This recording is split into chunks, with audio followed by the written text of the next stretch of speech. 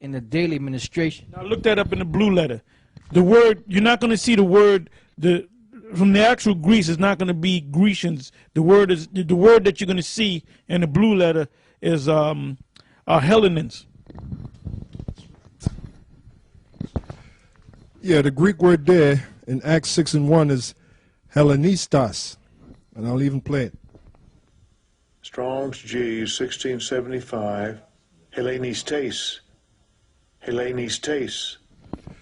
Which means one who imitates the manners and customs or the worship of the Greeks and use the Greek tongue, used in the New Testament of. Based on Acts, the 6th chapter, right? Yep. One who imitates the manners and customs or the worship of the Greeks, who use the Greek tongue, used in the New Testament of Jews born in foreign lands and speaking Greek. Yeah, there was a different, the word there is Hellenistas, which means Israelites that practiced the Greek philosophy and spoke the Greek language, but they were actually Israelites. Then you had another term, Hellenin, which were also Israelites. There was one group that knew that they were Israelites and another group that didn't know that they were Israelites. All right? Hence the two different names, Hellenistas and Hellenin. All right? Go ahead. This is in the Zondervan's Bible Dictionary under Greece. Greece, Grecia, Grecians. Grecia is Greece, the home of the Hellenists. Greek and Grecians, however, are to be distinguished. Greeks are generally those of Hellenic race, but the word may be used to indicate non-Jews, foreigners, and aliens. Grecians were Greek-speaking Jews, folk of the dispersion from the areas predominantly Greek. Yeah, and that word should be Hellenistas.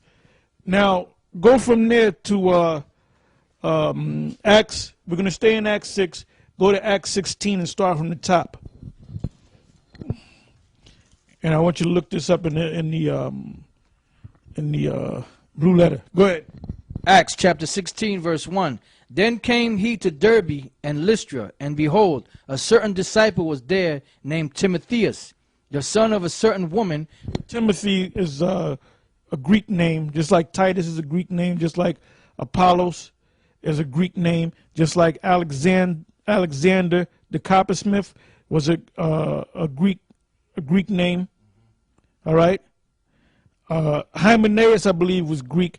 When you read the different people, the Israelites that Paul had taught and saluted and mentioned their names, they, for the most part, had Greek names. They were Israelites that were raised up under the Greek or Hellenist philosophy. Go ahead. It says, then came he to Derbe and Lystra, and behold, a certain disciple was there named Timotheus, the son of a certain woman which was a Jewess, and believed, but his father was a Greek. Now let's look up the word Greek, because you come across that scripture and you think that he was a half Edomite or a Tyr, because you don't know how to go deep. Yeah, the word there is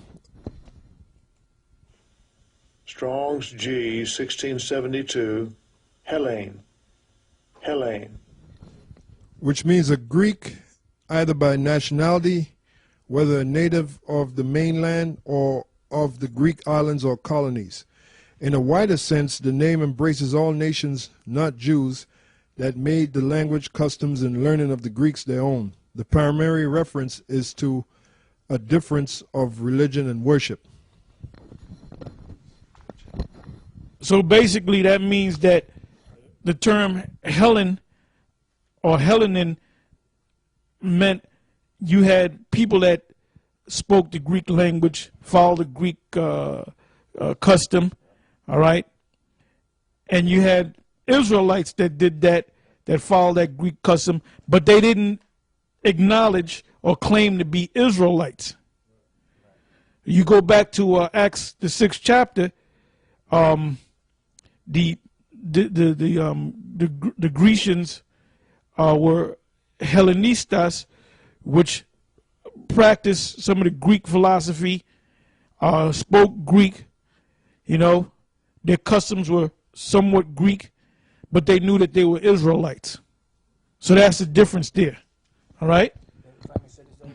And then you had Jews that were in Caesar's army, but they had Latin names. You know, so that's why a lot of those soldiers, when you read the names are in Latin, but they were really Israelites that joined the military at the time. You know. Yeah, and you know what? You got that article up. I guess this is the opportune time to read it. All right. This is a website called www.israelite.info, and you know, if you type in it says Christian Messianic and Jewish research into Israel's two houses. The Spartan Israelites. Early Hebrew migration to Greece. The witness of the Apocrypha and Flavius Josephus concerning Hebrew colonization of early Greece. Introduction. An important and fascinating correspondence took place between the Jewish high priest and the king of the Spartans, Lacedaemonians of Greece. The date of this correspondence has commonly assigned by Palmer, Grimm, and others to BC 330 to 309. It provides evidence that the early inhabitants of Greece were in fact Israelites. And that's all we need. You can read it on your own. All right? So the truth is coming out. Now give me the Apocrypha. What is that? Either First Maccabees 12 or Second Maccabees 12. All right, go ahead.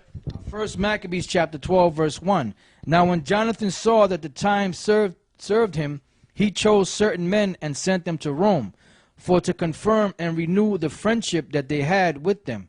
He sent letters also to the Lacedaemonians. Now the friendship that they had with the Romans had to be the sons of Japhet, which were dark people.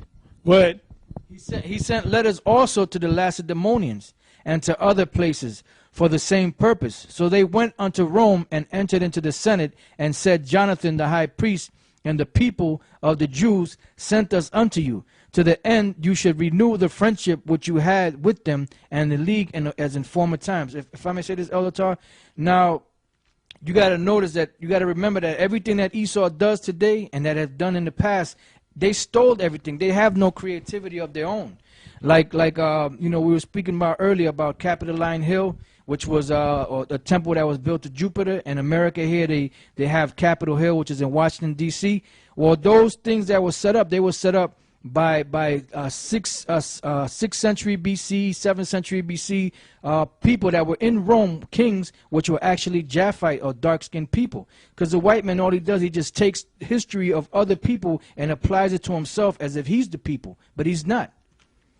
All right, back at First Maccabees 12 and 4, upon this the Romans gave them letters unto the governor of every place, that they should bring them into the land of Judea peaceably. And this is the copy of the letters which Jonathan wrote to the Lacedaemonians. Jonathan the high priest and the elders of the nation, and the priests and the other people of the Jews, unto the Lacedaemonians, their brethren, send greeting. It says, there were letters sent in times past unto Onias the high priest for Darius, who reigned then among you, to signify that ye are our brethren. It says, to signify that ye are our brethren, as the copy here underwritten doth specify. At which time Onias entreated the ambassador that was sent honorably, and received the letters wherein declaration was made of the league and friendship. Therefore we also, albeit we need none of these things, that for that we